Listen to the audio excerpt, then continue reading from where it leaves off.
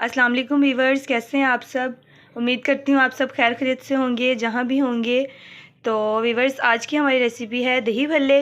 तो मैंने सोचा कि ये रेसिपी भी आपके साथ शेयर की जाए। बहुत ही आसान तरीका है। तो ये रेसिपी बनाने के लिए यहाँ पे मैंने 1 पाव लिए हैं भलियाँ, और यहाँ पे मैंने 1 पाव ही यहाँ पे मैंने लिए हैं, ये देख सकते हैं आप, चने, वाइट चने, जिसको मैंने बॉयल कर लिया था नमक डाल के थोड़ा सा। और यहाँ पे 1 पाव से थोड़े से कम ही यहाँ पे मैंने आलू लिए हैं। 2 अदद मैंने यहाँ पे प्याज लिए हैं। 2 अदद ही मैंने यहाँ पे टमाटर लिए हैं जो कि इस शेप में कटिंग कर लिए हैं। और 3 से 4 अदद मैंने ये हरी मिर्चें ली हैं जो कि इस तरह मैंने चॉप कर ली हैं बारीक बारीक। और ये आप देख सकते हैं मैंने यहाँ पे 1 पाव ही दही लिया है। तो ये देख सकते हैं आप यहाँ पे, ये जो है ये इमली की चटनी बनाई है मीठी। तो चलें अल्लाह के नाम से शुरू करते हैं, बिस्मिल्लाहिर्रहमानिर्रहीम। चलें ये रेसिपी बनाना स्टार्ट करते हैं।